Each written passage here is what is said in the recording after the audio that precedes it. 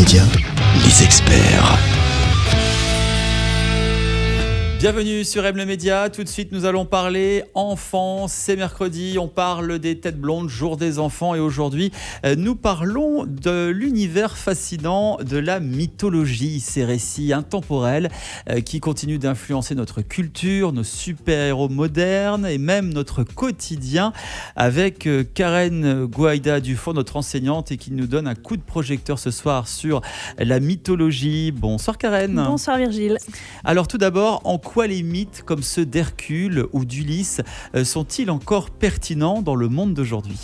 Alors en fait, les héros des mythologies continuent à perdurer aujourd'hui pour toutes les valeurs en fait humaines et extra-humaines en fait qu'ils véhiculent, comme la force, la générosité, la défense du bien, du mal. Tous ces thèmes universels en fait sont transmis à travers ces héros de mythologie qu'on réactualise aussi aujourd'hui.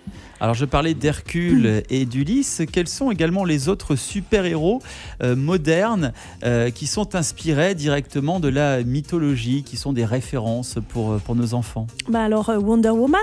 Ah oui, par exemple, oui. C'est Athéna, c'est la déesse de la guerre qui montre les valeurs féminines, la force. On a aussi Black Panther, ça c'est toutes les mythologies africaines. Qu'est-ce qu'on peut avoir d'autre ? Il y a Thor, Superman aussi. Superman, bien sûr, Spider-Man, qui ont chacun leurs références. Batman aussi, les références avec Hadès, le dieu de la mort. Il a sa Batcave, comme ça. Vous étiez fan de Batman auparavant. Oui, j'aimais bien Batman. En tout cas, il y a eu le film Batman qui est sorti à mon époque. Le dessin animé qui passait à l'époque également, les petits épisodes à la télévision. Ces types de super-héros, ces mythologies, ça fait aussi développer un peu l'imagination de nos enfants. Oui, tout à fait. On les plonge dans un univers assez facilement. Déjà, on les plonge dans un univers culturel quand on leur raconte les mythologies grecques, romaines, etc. Et puis, ça leur permet aussi de voir par rapport à leurs pulsions ou leurs envies ou leurs émotions. Ça leur permet de puiser dans des références aussi pour comprendre les choses qu'ils vivent. Parce que souvent, la mythologie, c'est pas gai. Il y a des valeurs positives et d'autres qui le sont un peu moins. Ça dépend de quoi il s'agit en termes de super-héros, de personnages. Il y a quand même des personnages assez fulgurants. Tout à fait. Et puis, tout ce qui est aussi... braver les interdits, justement, la violence, tuer, tromper, enfin toutes les pires choses possibles inhumaines. Les mythologies, les héros de la mythologie peuvent se permettre de le faire, ou les dieux par exemple. Donc là aussi, je rebondis là-dessus, c'est important quand même au préalable pour les parents de se renseigner un petit peu sur tel ou tel super-héros avant d'allumer la télé et de montrer ça aux enfants.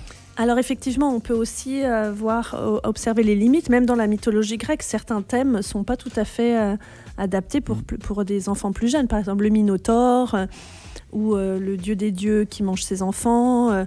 Il peut y avoir des histoires assez atroces quand même. Donc attention, avec parcimonie. Pareil pour les dessins animés avec les super-héros. Faire attention aux âges des enfants pour pas non plus leur donner... soit des peurs inutiles, soit leur faire croire aussi, parce que trop petits, ils n'ont pas la notion de la réalité. Oui. Donc si on leur montre un Spider-Man qui grimpe sur les vitres... Ils vont vouloir faire la même chose en sortant de la maison. Bien préciser que ce ne sont pas des choses humaines. Donc bien préciser qu'il y a aussi une notion de sécurité derrière. Vous auriez aimé être une super-héros quand vous étiez petit ou petite ? Souvent, on parle avec mes élèves ou avec mes enfants du pouvoir qu'on aimerait avoir. Moi, je crois que j'aimerais bien avoir une cape d'invisibilité comme dans Harry Potter. Ou alors avoir la poudre de cheminette et pouvoir me déplacer d'une pièce à un autre ou d'un endroit à un autre, ça c'est pas mal. Batman, Candy, Hercule, Superman, toutes ces belles histoires, toute cette mythologie qui continue d'influencer nos enfants au quotidien à travers de belles histoires, les livres, les dessins animés, les films. Ça fait du bien parfois de plonger dans un univers fantastique. On vous remercie, Karen Gouaïda-Dufour, de nous avoir expliqué un petit peu tous les influences qu'ont les enfants à travers toute cette mythologie. Et puis on va se retrouver la semaine prochaine en pleine forme, de bonne humeur, comme d'habitude, avec le sourire, pour d'autres conseils, d'autres petites balades à travers la parentalité. On vous souhaite une belle fin de journée. Au revoir Virgile, merci. Aime le média où tu veux.